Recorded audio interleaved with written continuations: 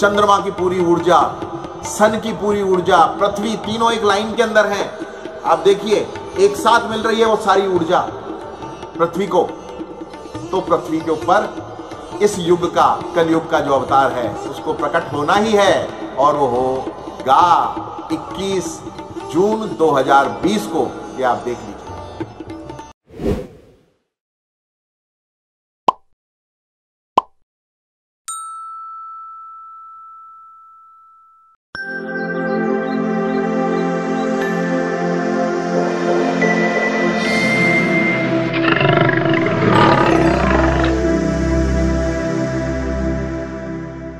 सूर्य ग्रहण है घड़ी जो करती है युग के समय का निदान, और हर युग में प्रकट होते हैं कोई ना कोई अवतार महान।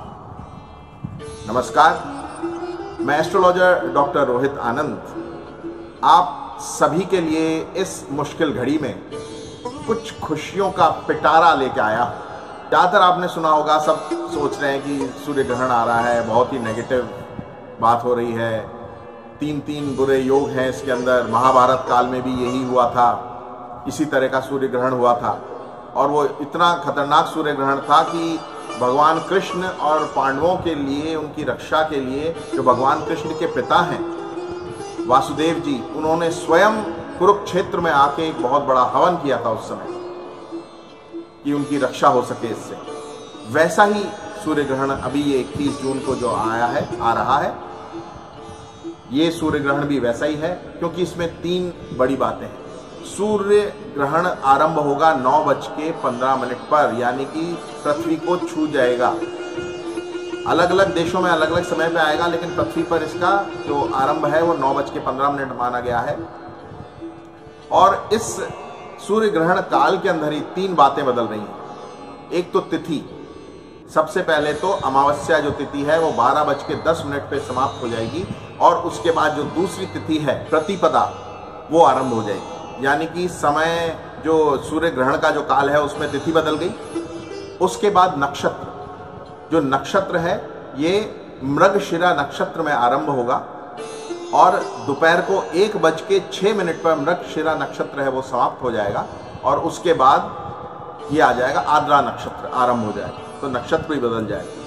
और ग्रहण काल के अंदर ही तीसरी घटना जो घट रही है वो घट रही है योग बदल जाने की। और योग कौन सा बदल रहा है? शुरू में गंडा योग रहेगा, जो कि 1:45 बजे तक, यानी कि 1:46 तक तो गंडा योग रहेगा जो मंगल से प्रभावित है, और उसके पश्चात आ जाएगा सूर्य से प्रभावित होने वाला वृद्धि योग। तो आप ये देखेंगे भारत के अंदर जो समय, जिस समय काल तक रहेगा ग्रहण, उस समय गंडा योग ही रहेगा, जो कि अच्छा नहीं माना गया है।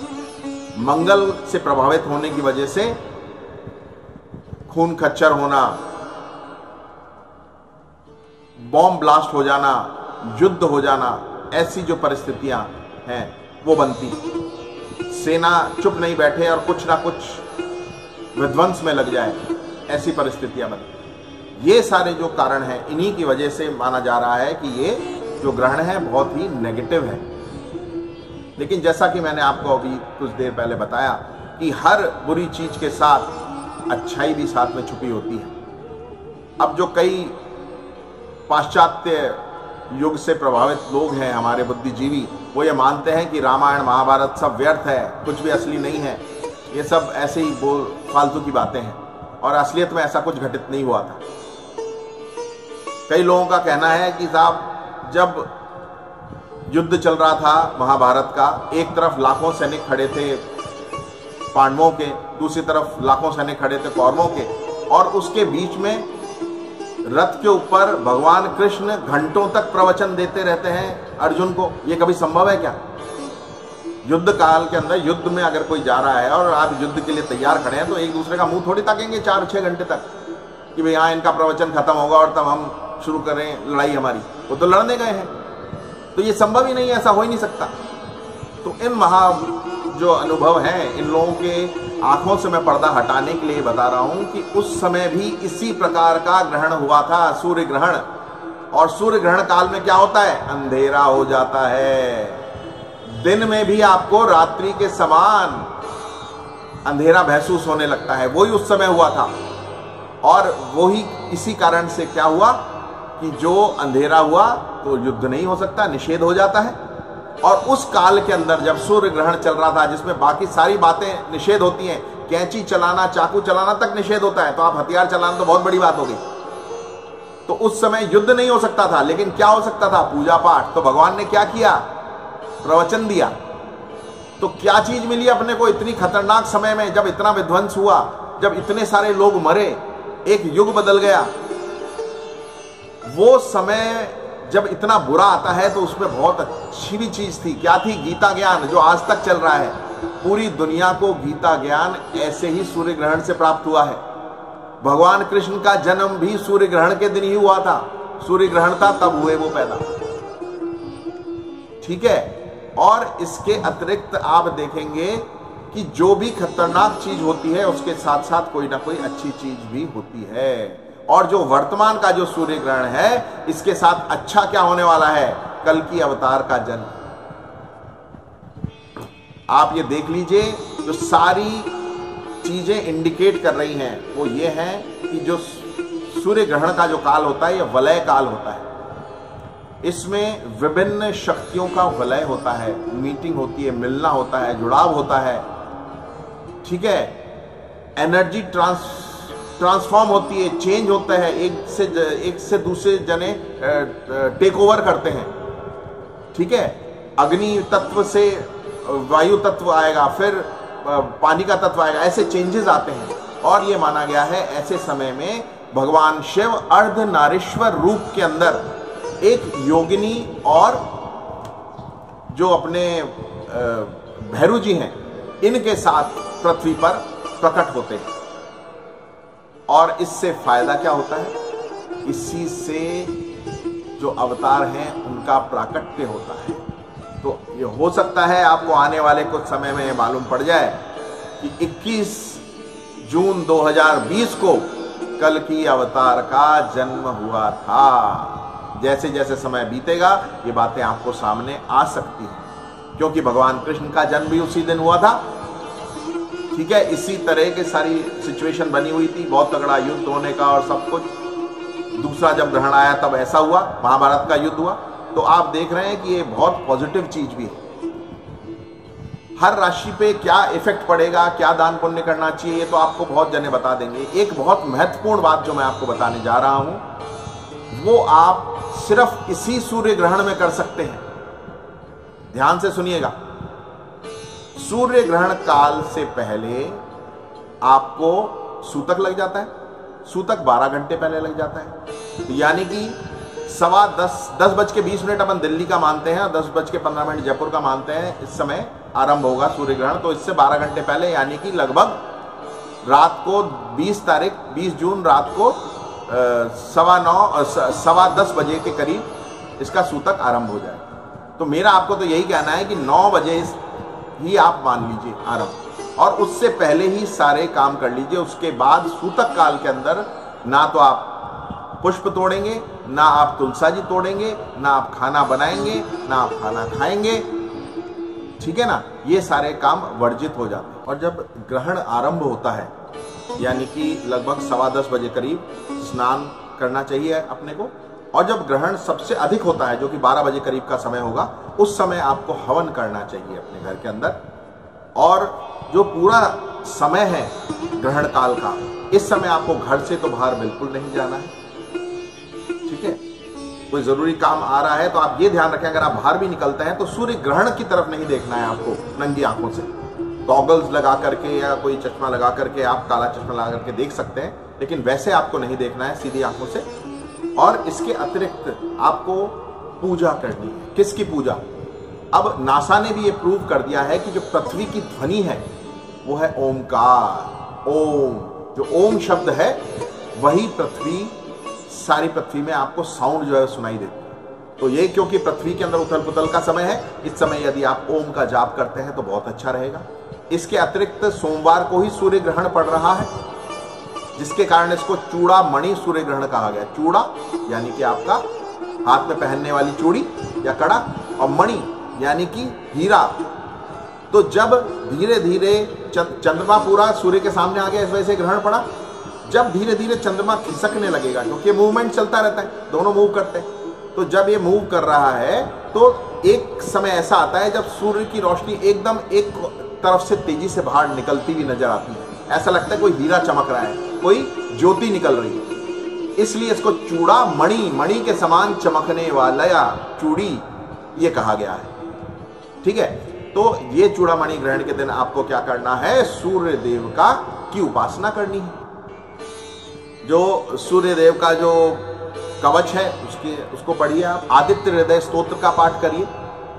जो आदित्य हृदय स्तोत्र है वो मेरे ही YouTube चैनल पे आपको मिल जाएगा, सनातन सत्य एस्ट्रो प्रेडिक्शंस, इसके ऊपर संस्कृत के अंदर पूरा है। यदि आप स्वयं नहीं पढ़ सकते हैं तो उसको सुने, इस पूरे काल में, बल्कि सूतक काल में भी सुनते हैं तो इसके लिए बहुत अच्छा रहेगा। इसके अतिरिक्त और भी मैंने ऐसे 8 एक सीरीज निकाली है जिसके अंदर मॉर्निंग के समय जो आपको करना चाहिए, उस सूतक के समय और ग्रहण के समय जो आपको करने चाहिए, वो सारे वीडियोस उसके अंदर हैं। वो 8 को आप सुन सकते हैं, बहुत ही अच्छा रहेगा आपके लिए।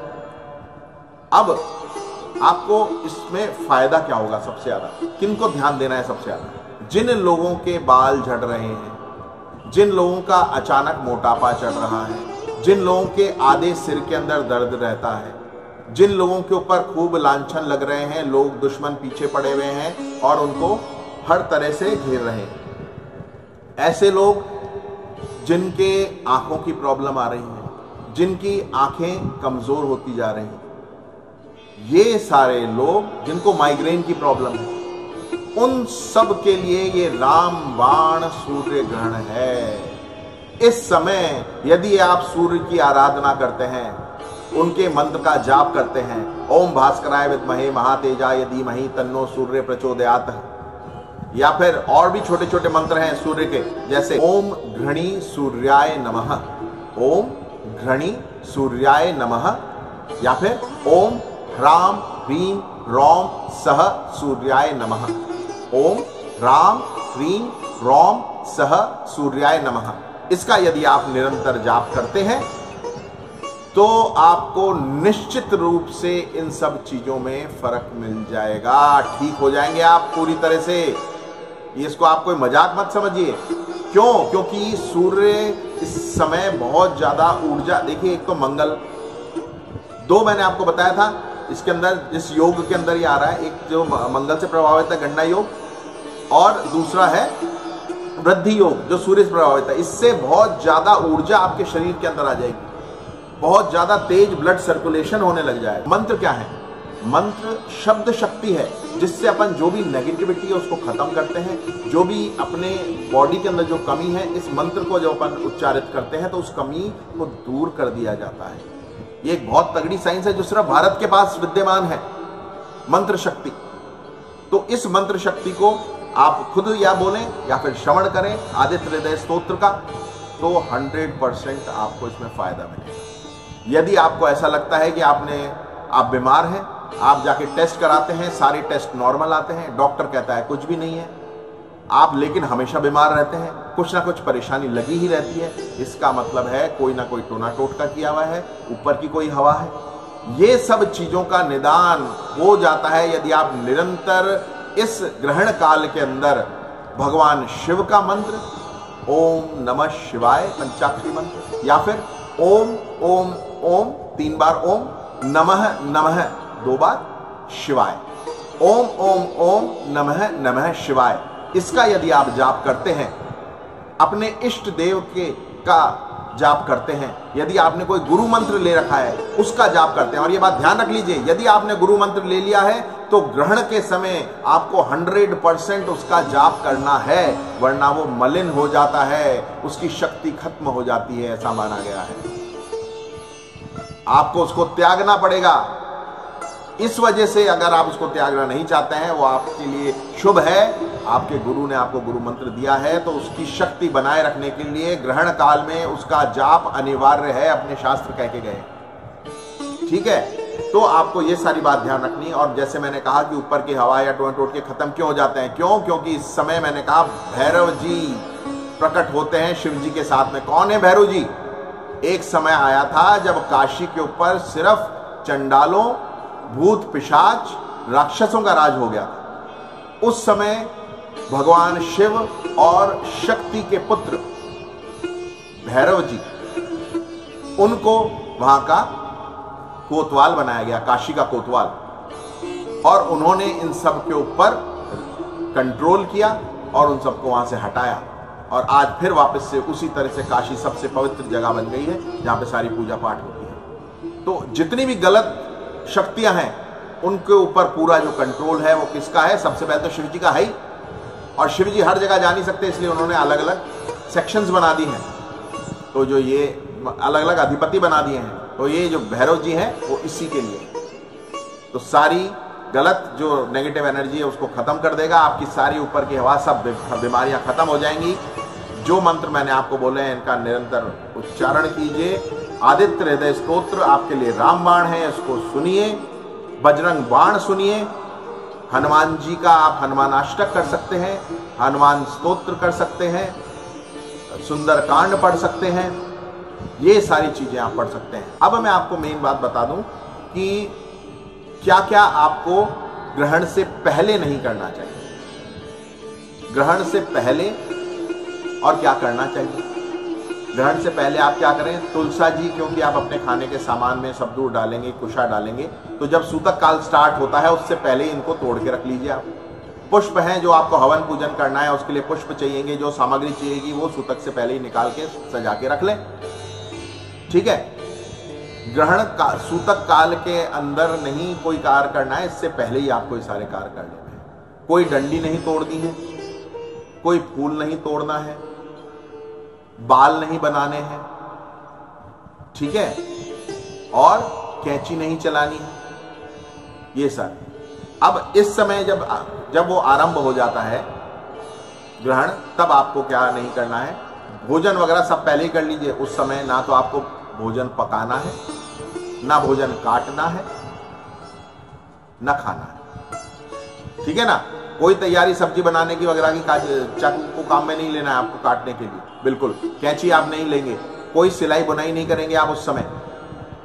ठीक है? और स्पेशली जो गर्भवती महिलाएं उस बात का ध्यान रखें, सब्जी नहीं काटें, कैंची नहीं चलाएं, नाखून नहीं काटें, ताला नहीं खोलें तिजोरी का। ठीक है? और हमारे शास्त्र तो यहां तक कह के गए हैं कि यहां तक वर्णन है कि यदि कोई महिला गर्भवती है तो तुलसा जी और गोबर का लेप उसके पेट पे कर देना चाहिए, ताकि जो नेगेटिव एनर्जीज हैं उसको तो गोबर एब्जॉर्ब कर लेता है, और जो तुलसा जी हैं वो सारी की सारी जो अल्ट्रावायलेट रेज सन से आती हैं उसको रिफ्लेक्ट कर देती हैं, खत्म कर देती हैं, ताकि आपके बच्चे के ऊपर कोई नेगेटिव प्रभाव नहीं पड़े। इस समय सिर्फ आपके बौद्धिक विकास का समय है। आत्म मनन करना है, आत्म चिंतन करना है, मानसिक मनन करना है। हो सके तो मौन रखें आप, व्यर्थ ना बोलें, व्यर्थ ना झगड़ें, किसी को ना डांटें। घर के अंदर कोई गलत कर रहा है आप उसको समझा दें प्यार से, डांटें नहीं इस समय, ना बच्चों को डांटें ना और किसी को डांटें। आपस में पूर्ण सामंजस्य बनाए रखें, एक खुशी का माहौल बनाए रखें घर के अंदर। ठीक है? इसके अतिरिक्त आपको जो ग्रहण जब चालू हो जाएगा आपको अपने मंदिर के पट बंद कर देने हैं। मंदिर के ऊपर अगर आपके पट नहीं है तो आप कोई कपड़े से उसको ढक दीजिए या पर्दा खींच दीजिए। सूतक काल आरंभ होने से पहले क्या करना है आपको? जो भी तुलसा जी के पत्ते आपने तोड़े हैं उनको, जो भी कच्ची सामग्री आपके घर के अंदर, कच्ची सामग्री क्या? चीनी हुई, कनस्तर में आटा भरा हुआ है, दालें हैं, इन सब के अंदर तुलसी पात्र डाल दीजिए या कुशा डाल दीजिए। पीने के पानी के अंदर भी यही डाल दीजिए। और जब ग्रहण काल खत्म हो जाए तब इसको निकाल करके आपको इसको डिस्पोज ऑफ कर देना है। इसको किसी पीपल के पेड़ में या बरगद के पेड़ में चढ़ा देना है तुलसा जी को, और उस पानी को फेंक करके नया पानी भरना है और नया पानी ही पीना है। और जो कच्चा सामान है इससे आप नया भोजन बनाएंगे और उसी को ग्रहण करेंगे। नहाने, जब आप नहाएं तो आप क्या कर सकते हैं कि उसके अंदर गौमूत्र, जौ, तिल और सहना नमक, ये डाल के यदि आप नहाते हैं तो जितनी भी नेगेटिविटी इसके समय आती है ग्रहण के समय, वो खत्म हो जाती है। जब ये स्नान तब का बता रहा हूं जब ग्रहण से पहले आप करेंगे स्नान, या फिर ग्रहण के आरंभ होने के समय जो स्नान करेंगे वो ये वाला आप करेंगे। और जब ग्रहण समाप्त हो जाएगा उस समय कपड़े समेत स्नान किया जाता है। कपड़े उतार करके स्नान नहीं किया जाता है, कपड़े समेत स्नान करेंगे। यही सारा सामान आप उसके अंदर डाल लेंगे। इसके अलावा आप एक लोटे में कोई भी पानी के अंदर कोई भी अपने तीर्थ का जल डाल सकते हैं। पुष्कर का हो गया, या गया जी आप गए हैं वहाँ का जल, गंगा जल आपके पास है वो डाल लीजिए और उससे पूरे घर में छींटा दीजिए आप ग्रहण के बाद। ठीक है। ग्रहण काल के अंदर आपको ये विशेष ध्यान रखना है कि आपको कुछ भी खाना नहीं। अगर हो सके जो खाना आपने बना लिया है ग्रहण काल से पहले, सूतक से पहले, वो आप भोजन ग्रहण कर लें। जो खाना बच गया है उसको आप दान कर दें, उसको आप दे दें, किसी भी जानवरों के लिए बाहर रख दें या चिड़ियाओं के लिए दे दें। ठीक है। उसके बाद अगर कोई आपको ऐसा लगता है नहीं ये वापस आपको काम में लेना है, तो उसमें जरूर कुशा या फिर तुलसा पत्र डाल दीजिए और उसको रख दीजिए आप। और वो तुलसा पत्र हटाने के बाद आप उसको काम में ले सकते हैं। जहां तक हो सके नया भोजन ही बनाइए। जो आप हवन करें स्नान ध्यान करने के बाद, जब आपका ग्रहण खत्म हो जाए तो उसमें आप यदि खीर और घी से हवन करते हैं तो बहुत ही शुभ रहता है। जो वस्त्र आपने ग्रहण के दौरान पहन रखे थे जब आप पूजा पाठ कर रहे थे, तो उसको आपको बहुत अच्छी तरह धोना है और उसके बाद आप उसको काम में लें। और नहीं, अगर हो सके आप समृद्ध हैं तो चाहें तो किसी गरीब को उसको दान में भी दे सकते हैं। ठीक है।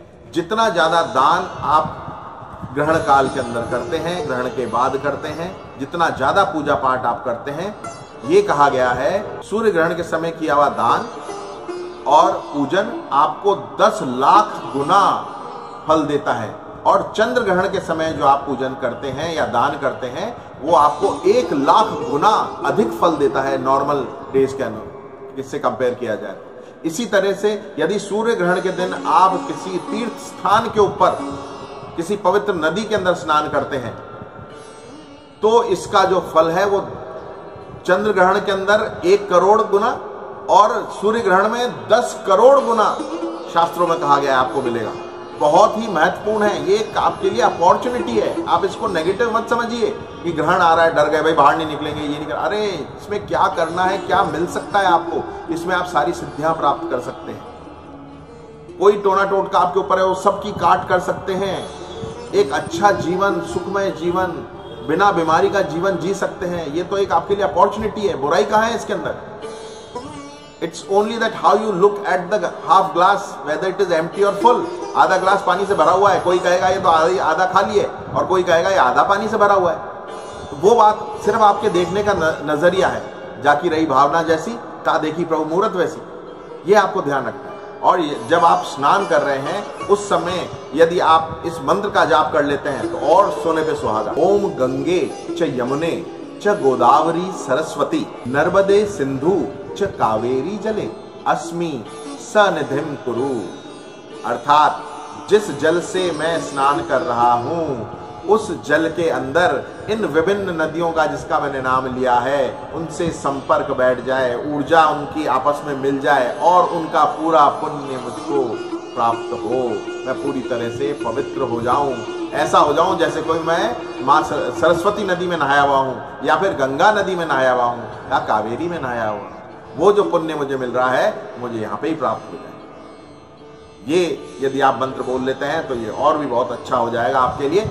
तो मैंने आपको बता दिया क्या क्या नहीं करना है, क्या करना है। सबसे ज्यादा इंपॉर्टेंट मौन, स्नान, ध्यान और दान, ये चीजें आपको करनी हैं। जितनी भी आपकी श्रद्धा है वो करिए आप।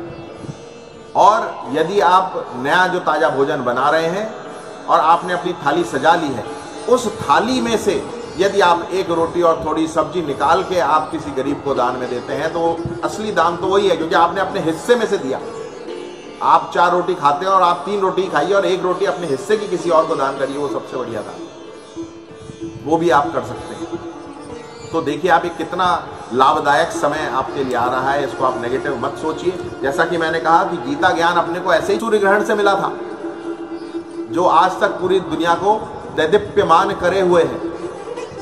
तो जो अवतार आने वाला है, आपने देखा त्रेता युग के अंदर राम भगवान आए, द्वापर के अंदर भगवान कृष्ण आए, और यह है कलयुग, इसमें कौन आएंगे?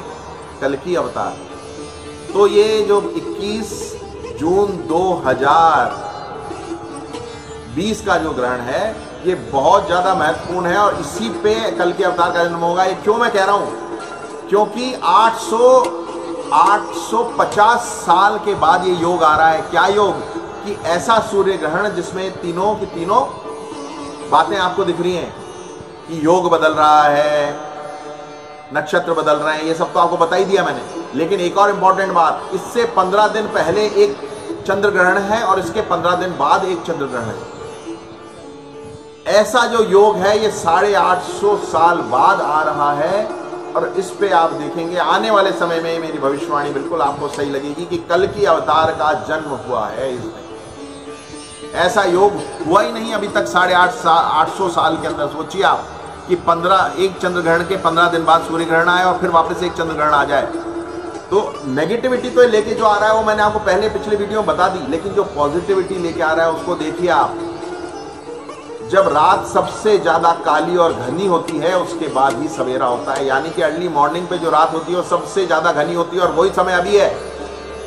भारत को विश्व गुरु बनना है, भारत का लोहा सबको मानना है, तो आज सबसे ज्यादा परेशानी भारत पे आएगी। क्यों? क्योंकि आने वाला समय बहुत ही अच्छा है। तो जितना कुछ बुरा देना है वो अभी दे देंगे भगवान। कोरोना दे दिया, और कुछ जो देना है सब दे देंगे आपको,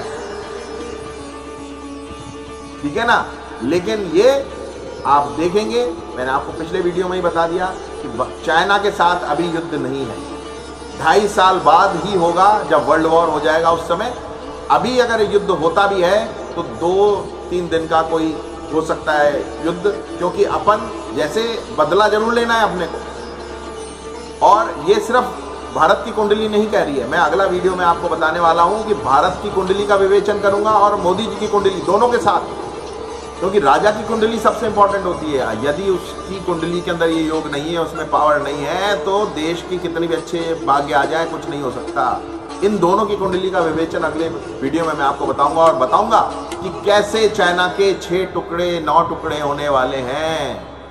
वो ऊपर से सिर्फ संतरे की फांक है, अंदर से ऊपर से एक दिख रहा है, अंदर से बहुत टुकड़े हैं, अंदर से बहुत कटुता है उसके अंदर। वो सिर्फ अपने मुंह पे चांटा मार मार के लाल रख के घूम रहा है, असलियत में नहीं है कुछ भी उतना अच्छा जितना वो अच्छा दिखा रहा है उसका। एक और इंपॉर्टेंट बात आपको बता दूं, क्या आप जानते हैं कि बाल आदित्य नाम बजरंगबली को कैसे मिला, या हनुमान नाम उनको कैसे मिला?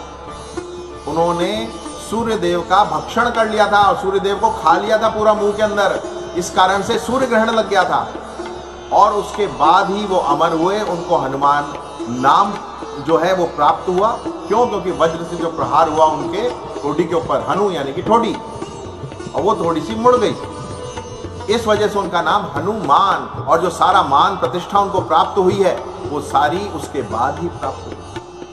तो ये एक अपॉर्चुनिटी का समय है, इसे आप बिल्कुल नेगेटिविटी में मत लीजिए। अरे सूर्य ग्रहण आ रहा, अरे कोरोना आ गया, अरे हमारे अटैक हो गया, चाइना ऐसे करा रहा है। कोई इंडिया के सामने कुछ नहीं है। मैं आपको लिख के दे दूं कि इंडिया की कुंडली इस समय इतनी सॉलिड है, चंद्रमा की दशा चल रही है, और हमारे जो प्रधानमंत्री हैं उनकी कुंडली में भी चंद्रमा की दशा चल रही है। और आप देखिएगा, इसका पूरा विवेचन बताऊंगा अगले वीडियो के अंदर। आप खुश हो जाएंगे कि इतना पावरफुल समय है कि इस समय अगर इंडिया ने अटैक कर दिया 4-5 दिन के अंदर, मतलब 20 तारीख से लेके 25 तारीख के बीच में, तो इतना नुकसान उठाएगा चाइना। और इसके बाद भी अगर अपन 10 दिन का समय ले लें तो 10 दिन तक अभी तो बहुत ही अच्छा समय चल रहा है, और अपनी सेना तो बिल्कुल आतुर बैठी हुई है चाइना का बैंड बजाने के लिए।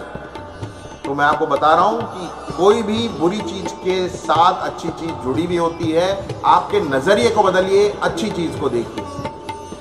इस वीडियो के अंदर इतना ही।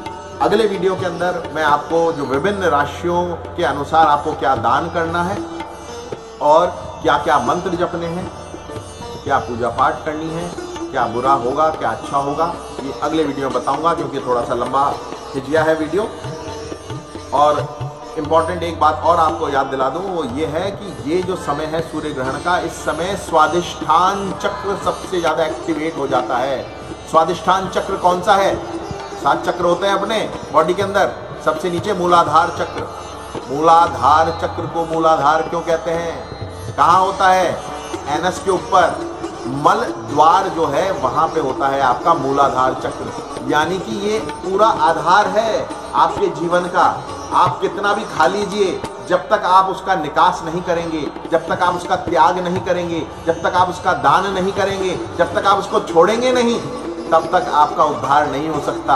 हमारे शास्त्र देखिए कितने अच्छी तरह से अपने को समझाते हैं कि आप ग्रहण कितना भी कर लीजिए, लेकिन ये याद करिए कि जो अंदर आया है वो बाहर भी जाएगा। जो पैदा हुआ है उसका अंत भी आएगा। तो उससे आसक्ति मत रखिए, उससे विरक्ति रखिए। यह है मूल आधार। क्यों नाम दिया मूल आधार? क्योंकि यही तो आधार है। आपको छोड़ना आना चाहिए, आपको त्यागना आना चाहिए, और त्यागने के बाद आपको दुख नहीं होना चाहिए, आपको आनंद की अनुभूति होनी चाहिए त्यागने के बाद। वो है मूल आधार। और मूल आधार के ऊपर जो अपनी रिप्रोडक्टिव ऑर्गन है उस जगह पे होता है स्वादिष्ठान चक्र। सबसे ज्यादा एक्टिवेटेड रहता है इस समय, और जब वो एक्टिवेटेड होता है तो स्वर्ग से एनर्जी आती है और वो उस एक नए जन्म को चैनलाइज करती है। इसलिए एक नया अवतार होता है इस समय। ऊर्जा से भरा हुआ समय है ये। चंद्रमा की पूरी ऊर्जा, सन की पूरी ऊर्जा, पृथ्वी, तीनों एक लाइन के अंदर हैं। आप देखिए एक साथ मिल रही है वो सारी ऊर्जा पृथ्वी को। तो पृथ्वी के ऊपर इस युग का, कलयुग का जो अवतार है उसको प्रकट होना ही है, और वो होगा 21 जून 2020 को। ये आप देख लीजिए। आप सभी ने मुझे सुना, बहुत बहुत धन्यवाद।